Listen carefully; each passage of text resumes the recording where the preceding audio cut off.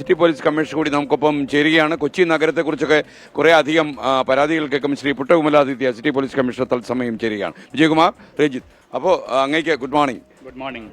യഥാർത്ഥത്തിൽ നമ്മളിപ്പോൾ ശരിക്കും മറൈൻ ഡ്രൈവിൽ നിന്ന് ഇങ്ങോട്ട് വരിക.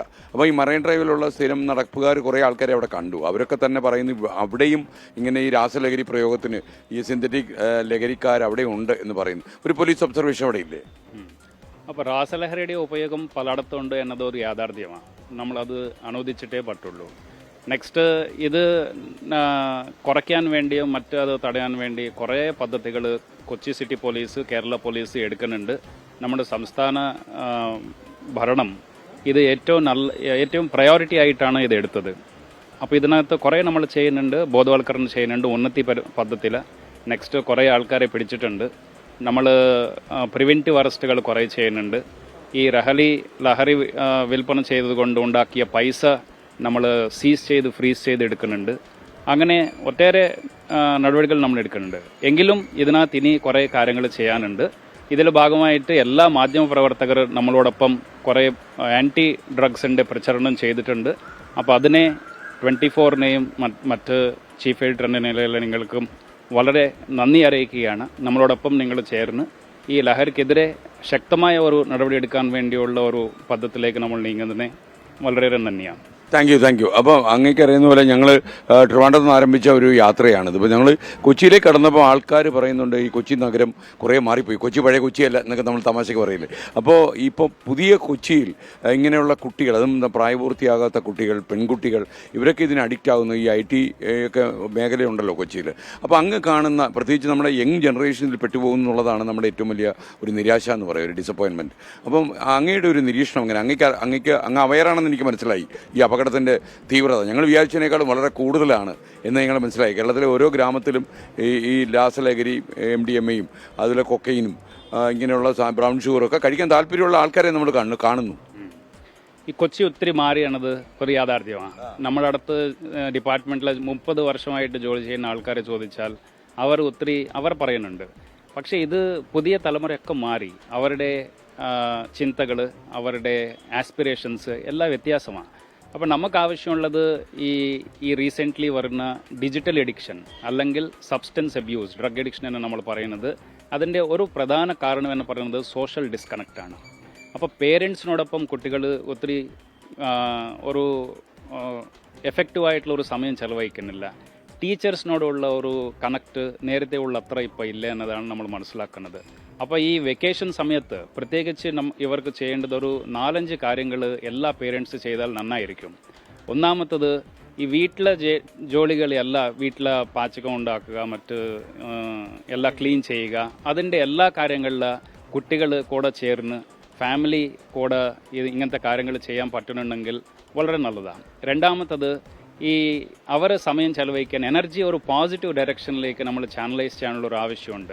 സോ ഫാമിലിയിലെ ഒരു പേരൻറ്റെങ്കിലും കുട്ടികളെടുത്തിട്ട് പുറത്ത് പോയിട്ട് എന്തെങ്കിലും കായിക പരിശീലനങ്ങളോ എന്തെങ്കിലും സ്പോർട്സോ ആക്ടിവിറ്റീസിൽ പങ്കെടുക്കുന്നുണ്ടെങ്കിൽ നല്ലതാണ്.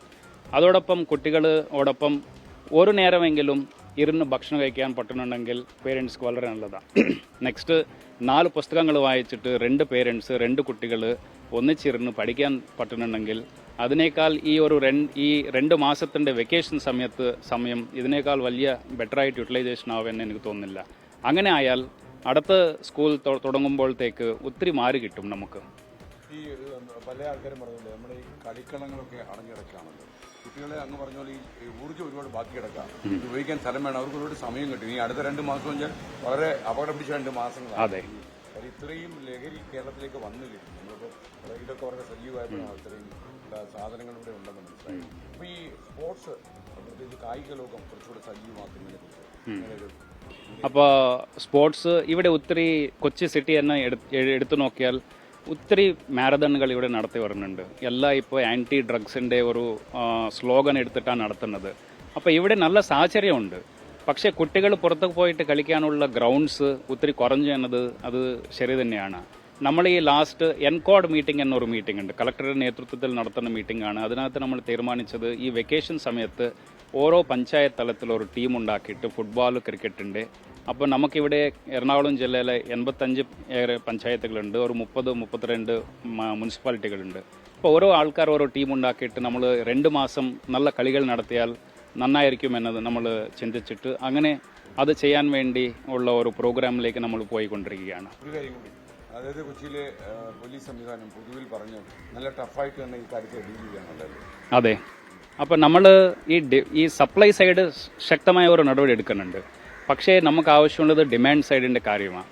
അതിനകത്ത് ഏറ്റവും ഇമ്പോർട്ടൻ്റ് ആയിട്ടുള്ള കാര്യം എന്ന് പറയുന്നത് ഇപ്പം എല്ലാവർക്കും അറിയാം എവിടെയൊക്കെയാണ് മയക്കുമരുന്ന് ഉപയോഗിക്കുന്നുണ്ട്, ഏതൊക്കെ കുട്ടി ഉപയോഗിക്കുന്നുണ്ട്, ടീച്ചർമാർക്കറിയാം, സ്കൂൾ അഡ്മിനിസ്ട്രേഷൻ അറിയാം, പേരൻസ്ക്ക് അറിയാം, നാട്ടുകാർക്ക് അറിയാം. പക്ഷെ ആരും മിണ്ടുന്നില്ല. ഇപ്പോൾ കുറേ പേര് നമ്മൾ ഈ യോദ്ധാവിൻ്റെ നമ്പറിലേക്ക് വിളിച്ച് അറിയിക്കുന്നുണ്ട്. അത് നല്ലൊരു മാറ്റമാണ്. അത് കണ്ടിന്യൂ ചെയ്യണം. ഞങ്ങളത് കാര്യമായിട്ട് പറയുന്നുണ്ട്, നിങ്ങൾ പോലീസിന്റെ സഹായം നേടണം. നിങ്ങൾക്ക് നിയമം നടപ്പാക്കാനുള്ള അധികാരമില്ല നമ്മൾ പറയുന്നു. അപ്പം നമ്മളും ഈ ഉപയോഗിക്കുന്ന ആൾക്കാരെ എല്ലാവരും ക്രിമിനലായിട്ട് കാണാൻ ആവശ്യമില്ല. ഇവർ സൈക്കോളജിക്കൽ ഡിസോർഡറാണ്. അപ്പോൾ ഡിസോർഡർ ആണെങ്കിൽ അവർക്ക് നമ്മൾ സപ്പോർട്ട് കൊടുക്കണം. അവർ ഒറ്റപ്പെടാതെ നമ്മൾ അവർക്ക് ട്രീറ്റ്മെൻറ്റ് കൊടുക്കണം, അവർക്ക് കൗൺസിലിംഗ് കൊടുക്കണം. അങ്ങനത്തെ പരിപാടികളിലേക്ക് കൂടുതൽ നമുക്ക് പോകാൻ സാധിക്കുന്നുണ്ടെങ്കിൽ ഈ സമൂഹത്തിലുള്ള ഡിമാൻഡ് കുറയ്ക്കാം, കൂടുതൽ ആൾക്കാർ അങ്ങോട്ട് പോകുന്നത് നമുക്ക് കുറയ്ക്കാം. ഇപ്പോൾ സബ്സ്റ്റൻസ് ഉപയോഗിക്കുന്ന ആൾക്കാരെ കൂടുതൽ ഡിപ്പെൻഡൻസി കൂടാതെ എഡിക്ഷനിലേക്ക് പോവാതെ നമുക്ക് ശരിക്കും രക്ഷപ്പെടാം.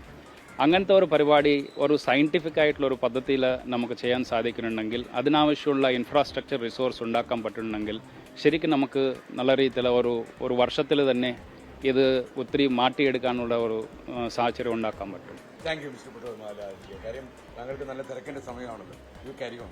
Thank you very much. സ്ഥലങ്ങളിലേക്ക് മൂവ് ചെയ്യുന്നു. Thank you and all the very best. Thank U.